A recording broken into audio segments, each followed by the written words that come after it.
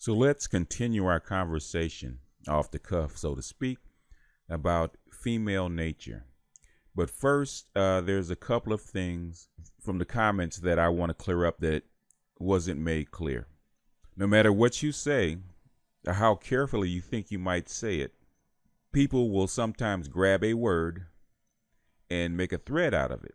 Now, that particular word was bacteria, and referring to a bacteria as a female or female nature, which itself goes deeper into esoteric philosophy than I had intended for the video to actually go for a 6-minute video. I didn't want to make a whole hour video on esoteric feminine philosophy, which is a whole subject by itself.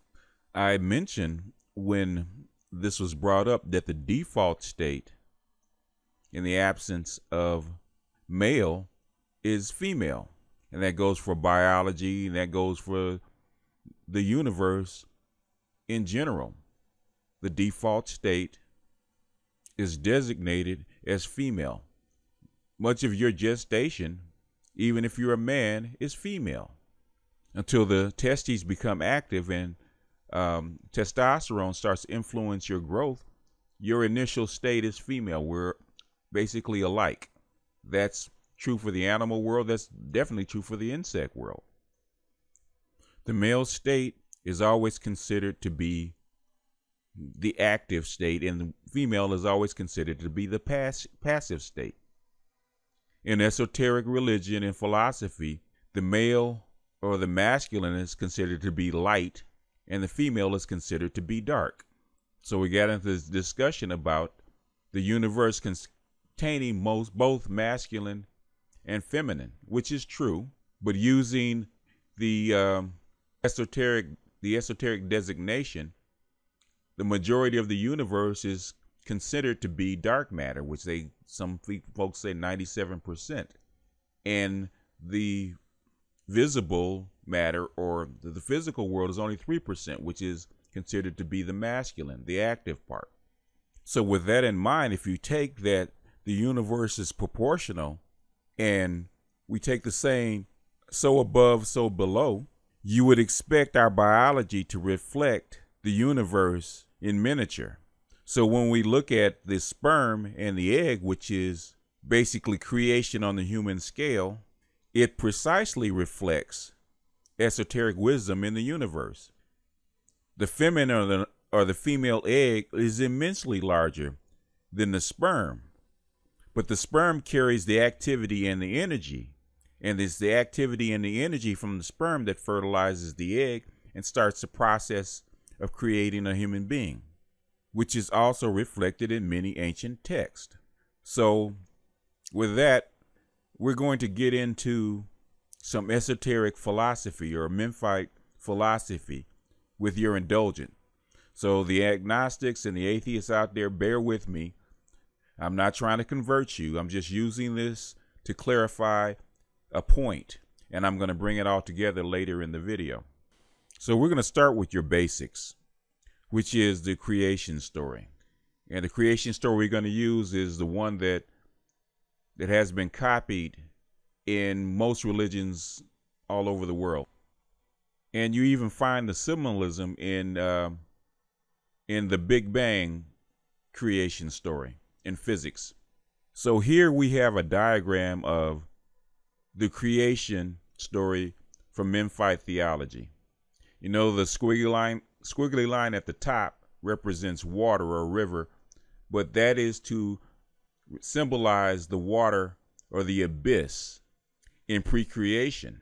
In Memphite theology, they call this the noon, which is spelled N-U-N. In esoteric philosophy, we call this the undifferentiated state. In other words, everything is uniform. Everything is precisely the same. There is no difference between all the particles that exist inside the water and exist inside the noon. The noon is dark and the noon is passive. So if you think back what we're just saying, what does the feminine represent? It represents dark. It represents passive. In the ancients, when a female gave birth, it came out of a dark place and it came out with water, thus the symbolism. So we designate this state with the feminine.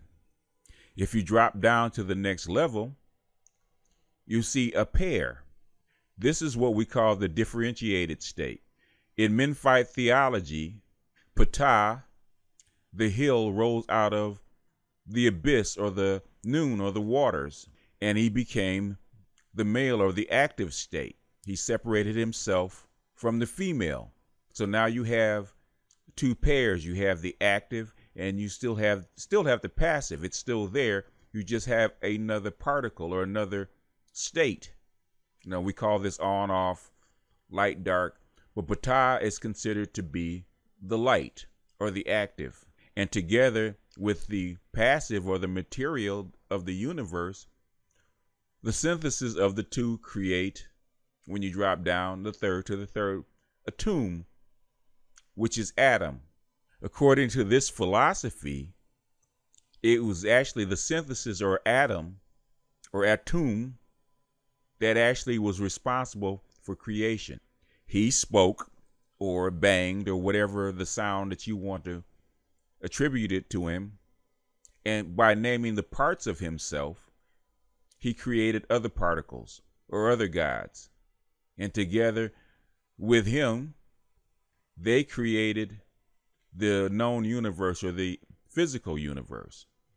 In this image, you can see Ptah as the hill supporting the other gods, Atum and the other gods, holding them up out of the noon and into the created or the active universe. By the way, if you don't believe the noon is or the universe is considered feminine, we still use the word noon, N-U-N, in a different connotation. N-U-N we use as none, which is directly taken from nu or the noon as female nature. Here's another example for esoteric Asian religions, the symbol of yin and yang.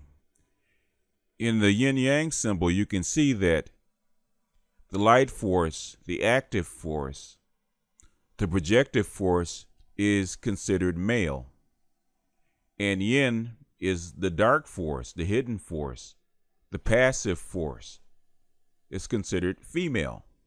And as an aside, there's a little bit of the opposite in each. But that's what we call the mystic marriage, and in symbolism and also in psychology. But if folks want to endeavor, get deeper into that, they can drop me a note and we can dive deeper into that aspect. But that's out of the scope of this particular video. And the last image for this particular segment is the Kabbalah, which is esoteric Jewish mysticism. And we can see Menphite theology directly reflected in this particular diagram also. If you remember the first diagram I showed you, which is the 1 or the 0 or the undifferentiated state, and then the separation, and then the synthesizing of the other forces in creation. And in this particular one, with the diagram at the very bottom, or the 10, is represented as the physical world, which is the Malhut. That's another deep dive. If you're interested in that, drop me a note. I'll consider doing it. But like I said, I don't want to make this a religious channel.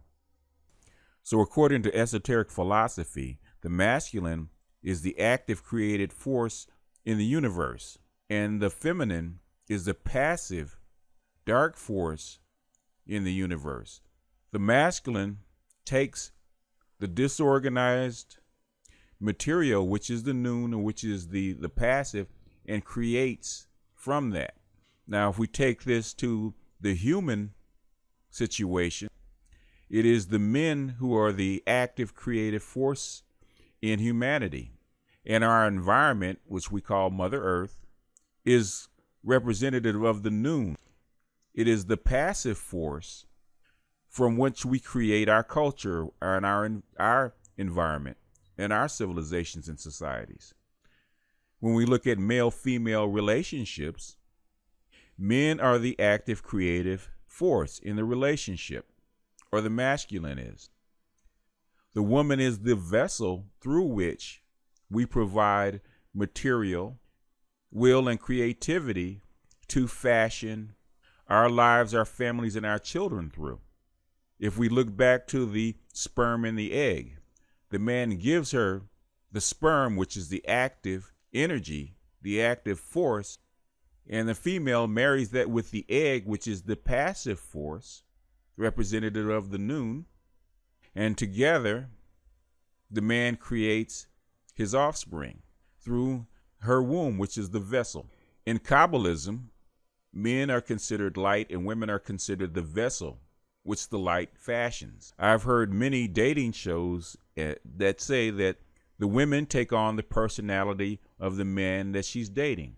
She absorbs his energy, his personality, and his traits and make it hers. She takes the shape of what he fashions her to be. On the other hand, women are light hoarders. They feed off of attention. They feed off of light, whether it's positive or negative.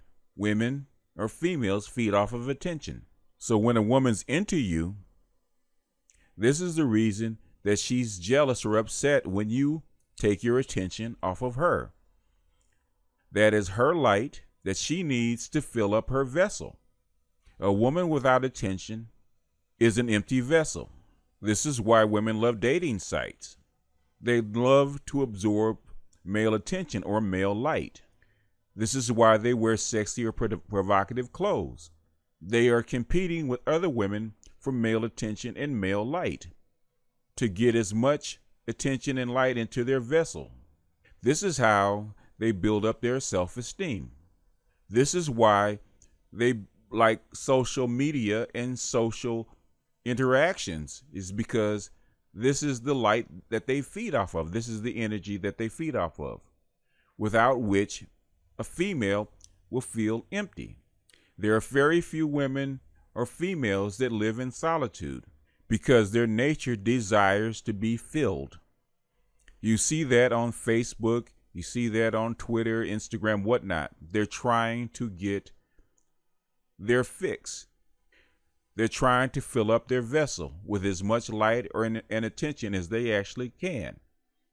And when they can't get positive attention, they vie for negative attention. That's why most women are addicted to drama. When they can't get high quality light and attention, they'll settle for the junk food of light and attention, which is drama. Remember, attention is food for the feminine. She has to fill up her vessel. The same way that if she doesn't have children coming from her womb, she will adopt.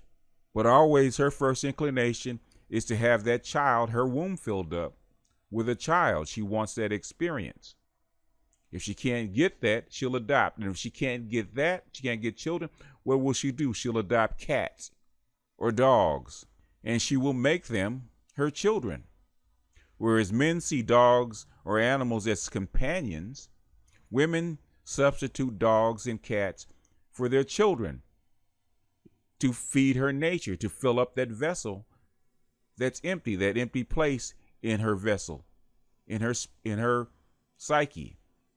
So as MGTOWs, if we understand this and we look at a woman from this lens and from this philosophy, then we can put women in their proper place. We can understand her underlying needs, her unconscious needs. It's something the pickup artist understands, even though they do it unconsciously. They don't really understand all the ins and outs behind what they actually do. It's just something mechanical that they've learned over trial and error. So is it no wonder in this modern era, with all the electronic communication, that women, Western women especially, have become attention addicts? They can get their fix to fill up their vessel with low quality energy 24/7. It's gotten to the point that women are suffering from what I call attention diabetes. They've gotten so much of attention that their bodies and their psyches cannot respond normally. They've built up a resistance to normal attention. So now it takes more and more and greater attention for them to get that same response or that same feeling. It's like a normal drug addict. It takes more and more of the drug to get less and less of the same experience that she had with the first man that she bonded to.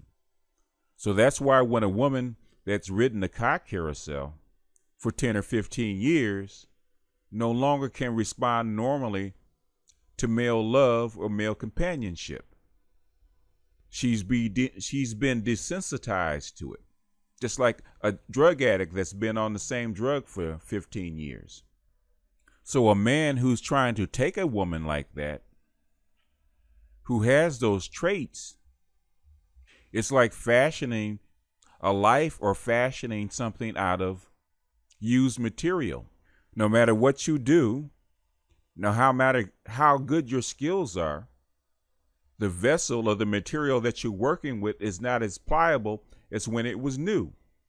So nowadays in this modern world, you have so many things tainting what would normally be a pure vessel: the electronic media, the education, the access to men, male attention, urban environment. It's no wonder that men have difficulty fashioning a productive relationship with the modern Western female. So by the time she reaches adulthood, you already have to look at her as tainted. And you have to make allowances for the vessel and the material that you're going to have to work with. So this one's gone a little bit longer than I expected. So I'm going to close it out here. If this is of interest to you, drop a note in the comment section. If you want me to go further, let me know. But thanks for listening. And thank you, agnostics and atheists out there, for bearing with me. I hope it was instructive, or at least gave you something else to think about. With that, I'll sign off.